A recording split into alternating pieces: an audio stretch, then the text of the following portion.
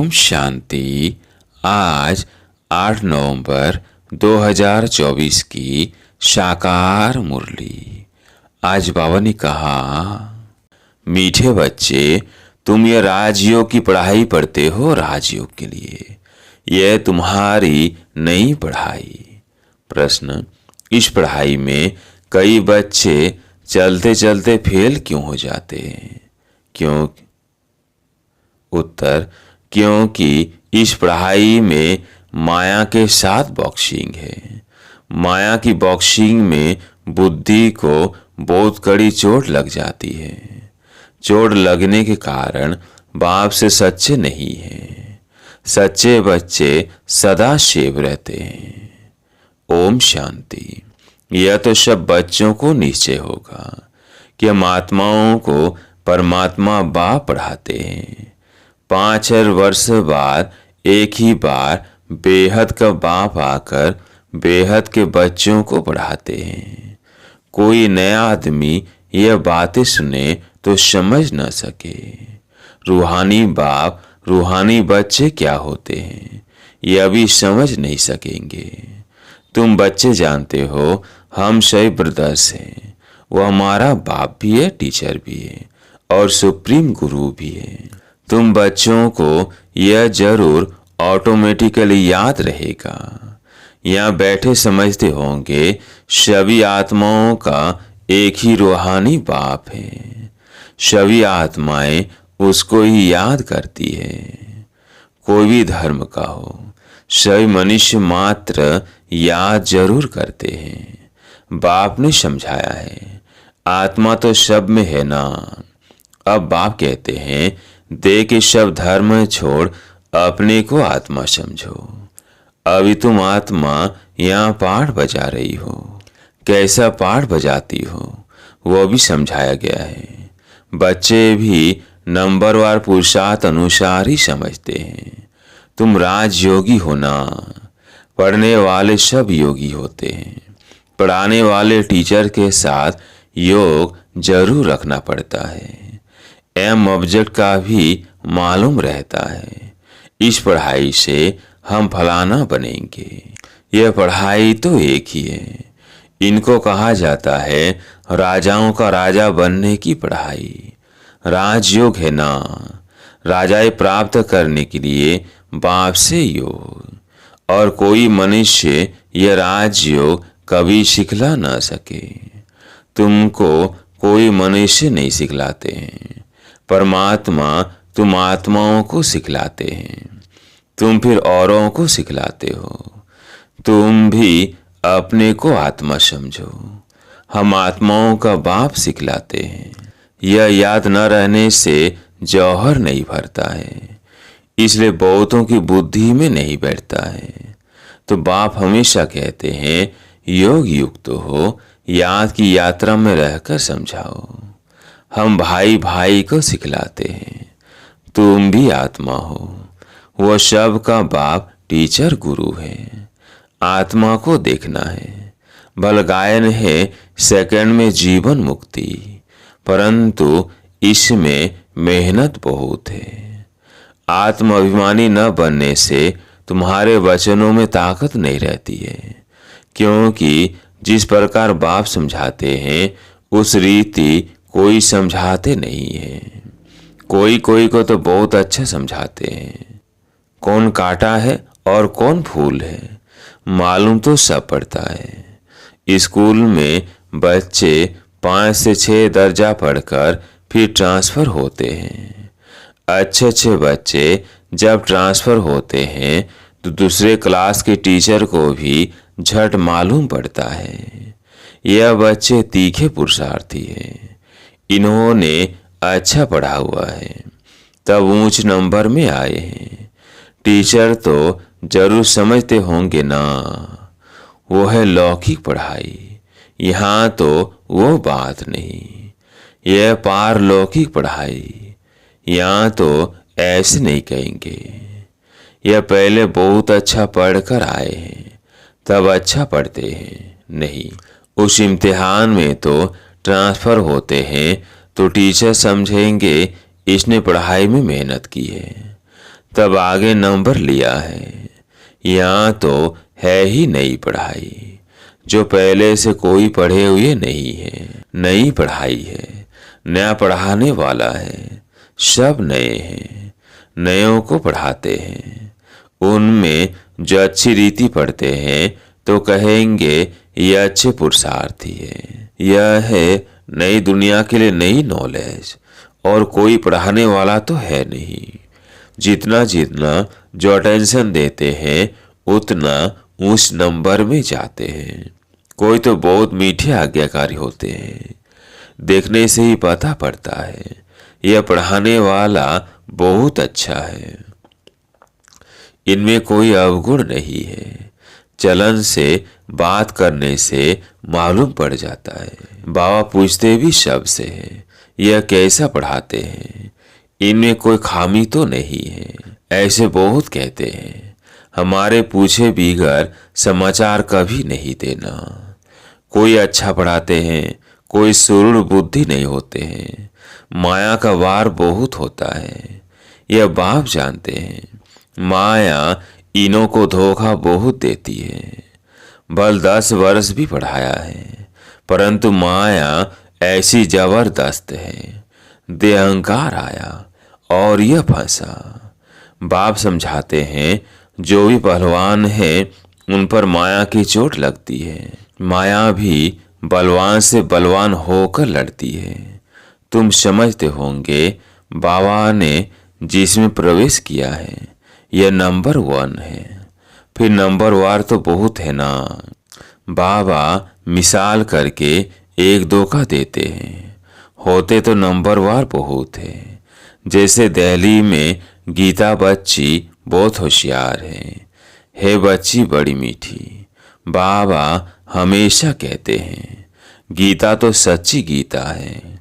मनुष्य वो गीता पढ़ते हैं, परंतु यह नहीं समझते हैं कि भगवान ने कैसे राजयोग सिखाकर राजाओं का राजा बनाया था।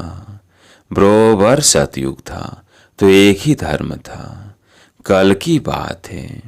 बाप कहते हैं, कल तुमको इतना शाहूकार बनाकर गया, तुम पद्मापदम भाग्यशाली थे। अब तुम क्या बन गए हो, तुम फील करते हो ना। उन गीता सुनाने वालों से कोई को फीलिंग आती है क्या? जरा भी नहीं समझते। ऊंच तो ऊंच श्रीमद् भगवत गीता ही गाई जाती है।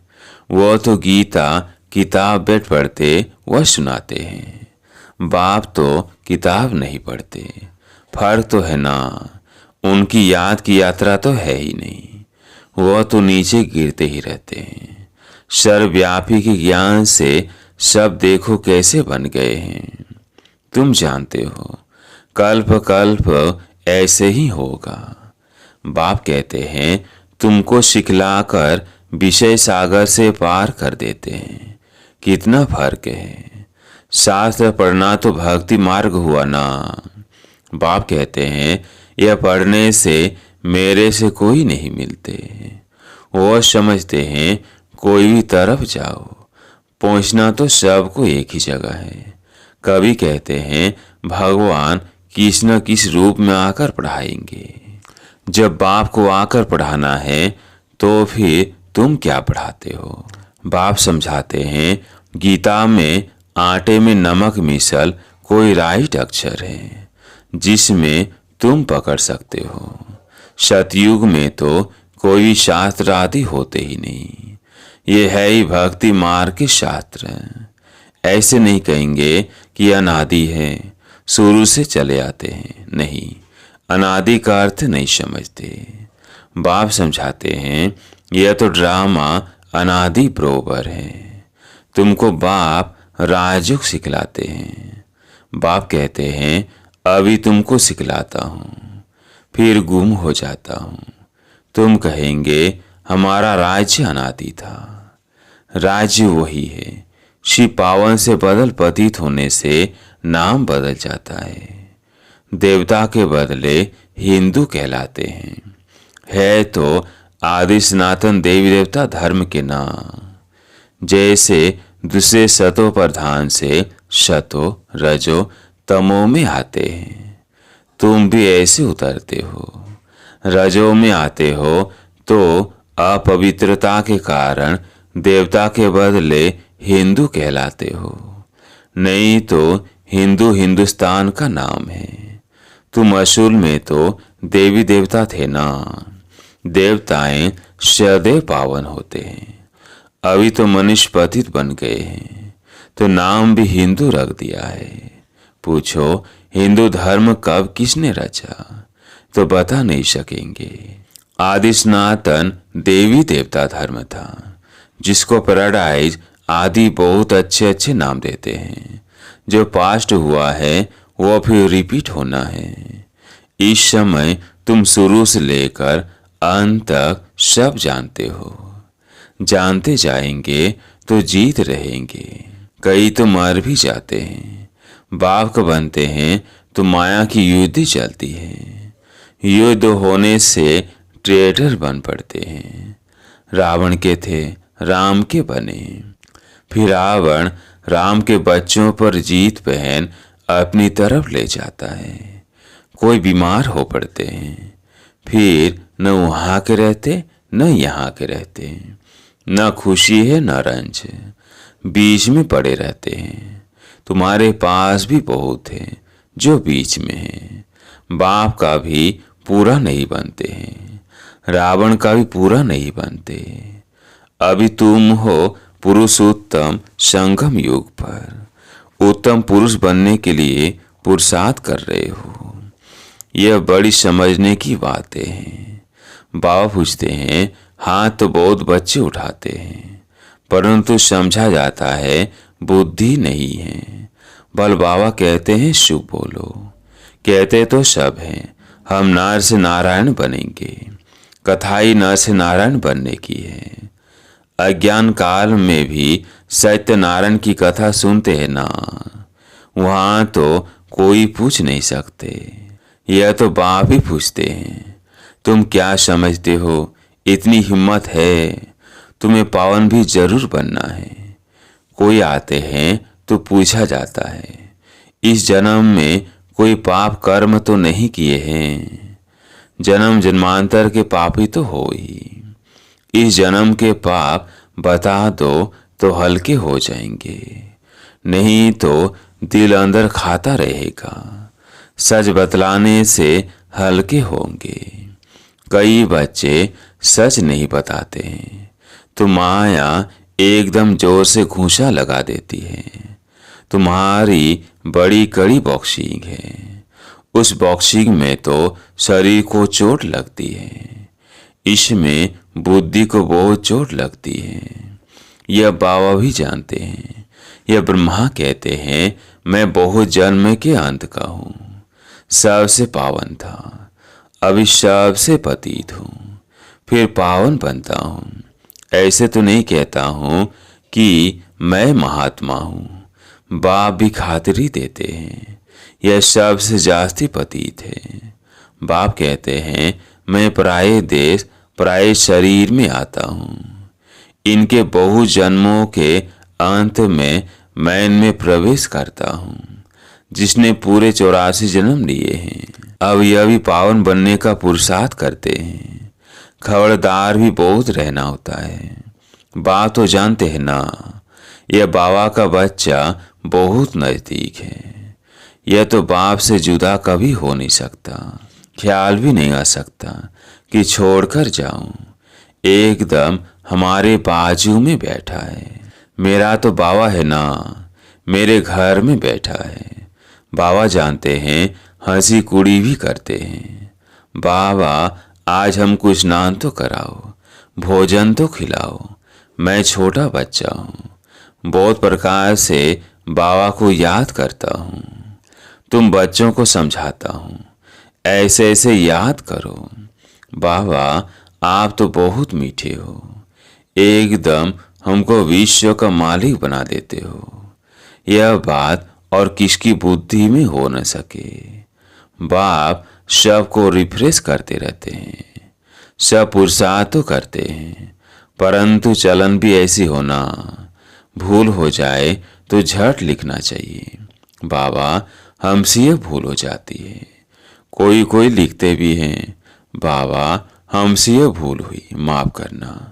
हमारा बच्चा बनकर फिर भूल करने से 100 गुना वृद्धि हो जाती है। माया से हारते हैं तो फिर वही के वही बन जाते हैं। बहुत हारते हैं। यह बड़ी बॉक्सिंग है। राम और रावण की लड़ाई है। दिखाते भी हैं बंदर सेनाली। यह सब बच्चों का खेल बना हुआ है। जैसे छोटे बच्चे बेसमझ होते हैं ना, बाप भी कहते हैं यह तो इन्हों की पाए पैसे की बुद्धि है।